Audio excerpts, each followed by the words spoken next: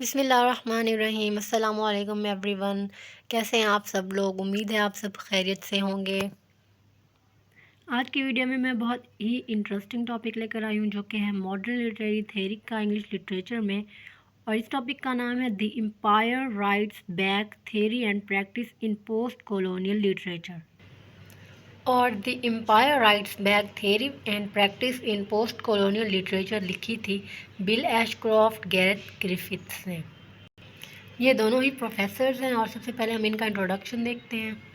Video شروع کرنے سے پہلے آپ میرے چینل کو سبسکرائب کر دیں تاکہ B S English literature, political science and linguistics کے سے ریلیٹڈ تمام ٹاپکس جتنی بھی میں ویڈیوز بناؤں وہ آپ تک پہنچتی رہیں۔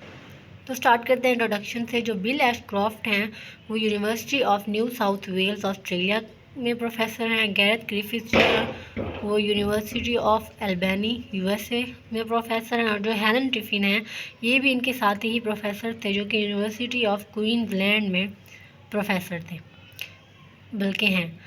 All three have published widely in post-colonial studies and together edited the groundbreaking Post-Colonial Studies Reader 1994 and wrote Key Concepts in Post-Colonial Studies 1998۔ ان تینوں نے ہی پوسٹ کولونیل اسٹڈیز کے اوپر بہت سے ورکس پبلش کرائے ہیں، اور انہوں نے پوسٹ کولونیل اسٹڈیز ریڈر 1994 میں پبلش کرائی تھی اور key concepts in post colonial studies 1998 میں پبلش کرائی۔ اب دیکھتے ہیں the empire writes back theory and practice in post colonial literature کا introduction. Bill Ashcroft, Gareth Griffith, Helen Tiffin نے یہ بک لکھی تھی دی امپائر رائٹس بیک، جو کہ انہوں نے انفلوئنس ہو کے لکھی تھی۔ سلمان رشدی نے جو ایک آرٹیکل لکھا تھا empire writes back with the vengeance, اس آرٹیکل سے انفلوئنس ہو کر ان تینوں نے یہ بک لکھی تھی۔ اس بک میں انہوں نے کلچر کے بارے میں بات کی ہے اور کولونیل کیا مین رکھتا ہے ان کے لیے، اس ٹاپک کے اوپر انہوں نے بات کی ہے۔ یہ بک 1989 میں پبلش ہوئی تھی۔ اب دیکھتے ہیں اس بک کے مین پوائنٹس کے بارے میں۔ یہ بک ہے ان لوگوں کی رائٹنگ سے کنسرنڈ ہیں جو کہ کولونائزڈ کنٹریز میں رہتے تھے، جو کہ برٹن سے کولونائز کی گئی تھی، جیسے کہ فرانس، پورٹگل اور اسپین۔ سیکنڈ مین پوائنٹ ہے جو لٹریچر ہے، افریقن لٹریچر ہے، آسٹریلین لٹریچر ہے، بنگلہ دیش کا ہے، کینیڈا کا ہے، کیریبین کنٹریز کا ہے، انڈیا کا ہے، ملیشیا کا ہے، Malta, New Zealand, Pakistan, Singapore, South Africa Ireland countries, Sri Lanka, ان تمام کے جو لٹریچر ہیں ان کو پوسٹ کولونیل لٹریچر کہا جاتا ہے۔ اب دیکھتے ہیں کہ یہ بک ایکسپلور کیا کرتی ہے۔ The empire writes back is a book that explores theory and practice of post colonial literature اور literature produced by people living in countries that have been colonised by European powers. اب یہ جو بک ہے یہ explore کرتی ہے ان practices کو جو کہ پوسٹ کولونیل لٹریچر کو ایکسپلین کرتے ہیں۔ فار ایگزامپل اب ہم دیکھتے ہیں کولونائزڈ کیا ہوتا ہے، کولونائزر کیا ہوتا ہے۔ کولونائزر وہ ہوتا ہے جو کسی بھی کنٹری کے اوپر اگر وہ حکومت کر لے یا قبضہ کر لے۔ فار ایگزامپل جیسے برٹن ہے، اس نے بہت سی کنٹریز کے اوپر قبضہ کیا تھا، بر صغیر پہ، سب کانٹیننٹ پہ قبضہ کیا تھا۔ پاکستان جس میں بہت سارے کنٹریز آ جاتے ہیں اس کو کولونائزر کہا جاتا ہے، اور جو جن کنٹریز کے اوپر وہ قبضہ کرتا ہے، حکومت کرتا ہے، اس کو کولونائزڈ کنٹریز کہا جاتا ہے۔ اسی طرح جب کولونائزیشن کا پروسیس ختم ہوا، جو پوسٹ کولونیل کا جب پیریڈ آیا تب اس میں جو اس کنٹریز میں رہنے والے جو لوگ تھے انہوں نے جو لٹریچر لکھا تھا اس کے بارے میں اس بک کو لکھا گیا ہے کہ ان نے کس طرح کا لٹریچر جو ہے وہ پروڈیوس کیا تھا، اپنی آئیڈینٹی، اپنا ریس، اپنا کلچر کو کس طرح سے ریپرزینٹ کیا تھا ان کنٹریز نے، کولونائزڈ کنٹریز نے پوسٹ کولونیل ایرا میں، یعنی کہ ان برٹن سے یا دوسری جو کنٹریز جنہوں نے ان کے اوپر کولونائزیشن کی تھی، جنہوں نے ان کے اوپر قبضہ کیا تھا، اس سے آزاد ہو کر انہوں نے کس طرح کا لٹریچر پروڈیوس کیا تھا۔ یہ بک اس چیز کے بارے میں ہے۔ نیکسٹ پوائنٹ ہم دیکھتے ہیں the book discusses how post colonial literature often reflects the experiences and perspectives of people who have been oppressed by colonialism. اب یہیں سے ہم دیکھ سکتے ہیں کہ جو بک ہے وہ ڈسکس کرتی ہے جو پوسٹ کولونیل لٹریچر میں جو لوگ تھے، وہ لوگ جنہوں نے کولونائزڈ ہونے کے بعد، مینس کے کولونائزیشن کے پروسیس سے آزاد ہونے کے بعد جب لٹریچر لکھا تو کس طرح سے انہوں نے اس کو ڈسکرائب کیا، اپنے پرسپیکٹیوز کو ڈسکرائب کیا جو کہ کولونیلزم سے اوپریسڈ تھے، and how it can be use to challenge and resist colonial power, اور کس طرح سے اس کو یوز کیا جا سکتا ہے کہ کوئی بھی کولونیل پاور ہے اس کو ریزسٹ کیسے کر سکتے ہیں، اس کو چیلنج کیسے، ریزسٹ مینس اس کے خلاف احتجاج کیسے کر سکتے ہیں۔ یہ بک اس چیز کو ڈسکس کرتی ہے۔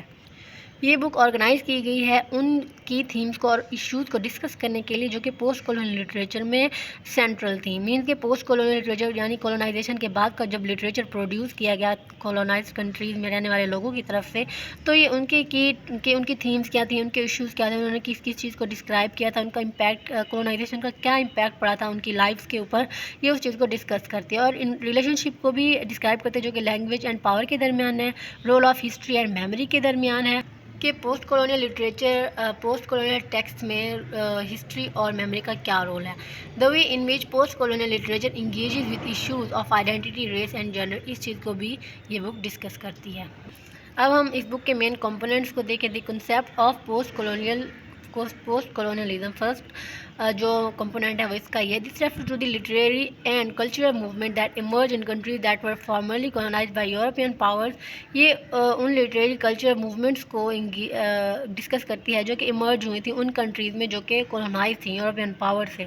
دی ٹرم پوسٹ کولونیل, جو یہاں پہ وہی بات ہو رہی ہے کہ جو پوسٹ کولونیل ہے وہ ایک ٹائم ہے after the end of colonialism یا کولونائزیشن پروسیس کے بعد کا جو ٹائم ہوتا ہے اس کو پوسٹ کولونیل کہتے ہیں, اور اس کو کلچرل اینڈ پولیٹیکل اسٹرگل سے بھی ریفر کیا جاتا ہے.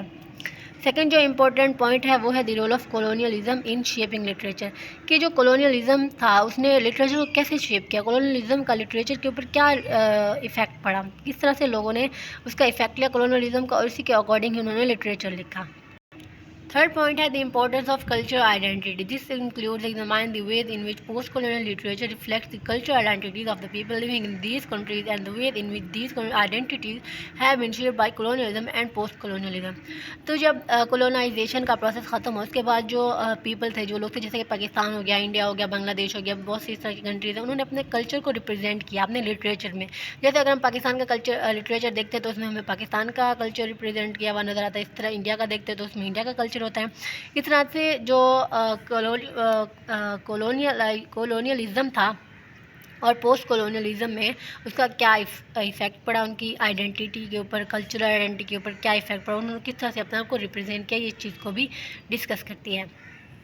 فورتھ پوائنٹ ہے ہمارے پاس the use of language and language as a tool of colonialism. This includes examine the way in which language has been used as a tool of colonialism and the way in which post-colonial writers have used language to resist and reclaim their cultural identities. For example, اس میں اگر ہم English language کو دیکھ لیں تو جب کولونائزیشن کا process چل رہا تھا, جب کولونائزیشن کا پیریڈ تھا, تب جو انگلش ہے وہ ڈومیننٹ لینگویج بن چکی تھی.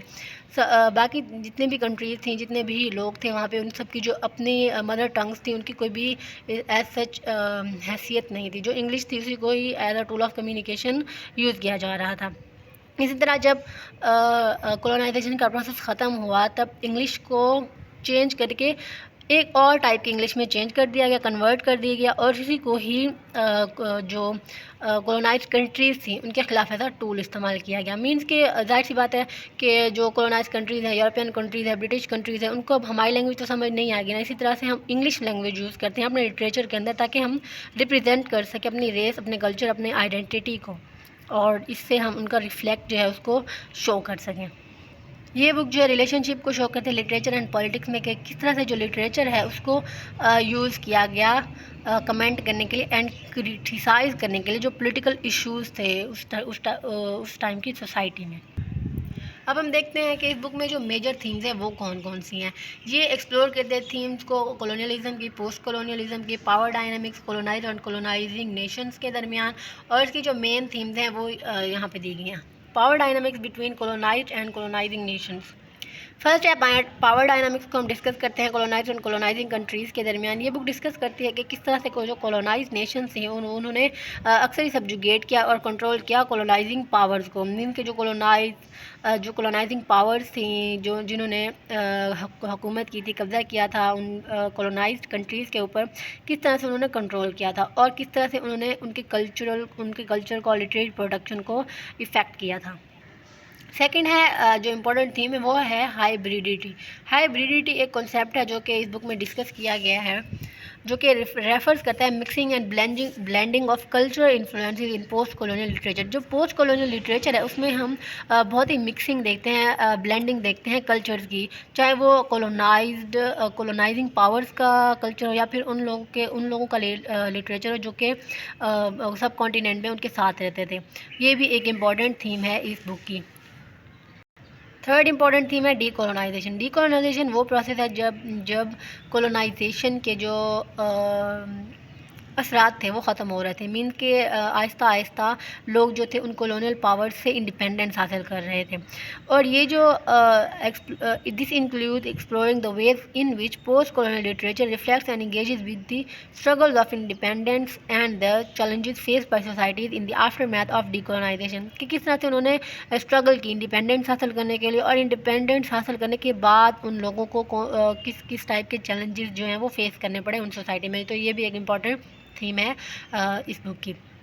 فورتھ ہمارے پاس identity. Another major theme of the book is the concept of identity in post colonial literature.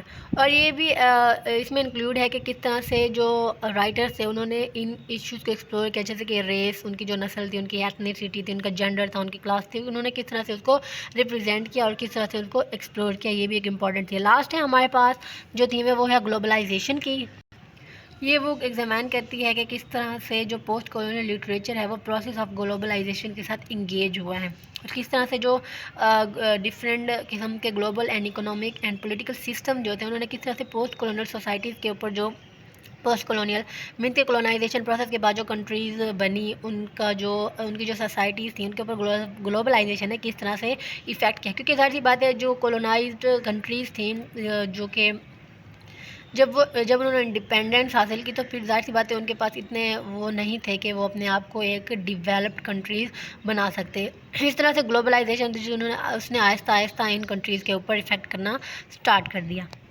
تو یہ تھی میری آج کی ویڈیو جس میں میں نے بک کو ڈسکس کیا ہے جو کہ بل ایش کرافٹ اور گیرتھ گریفتھس کی بک ہے، the empire writes back theory and practice in post colonial literature. امید ہے کہ آپ سب کو یہ ٹاپک سمجھ میں آ گیا ہوگا.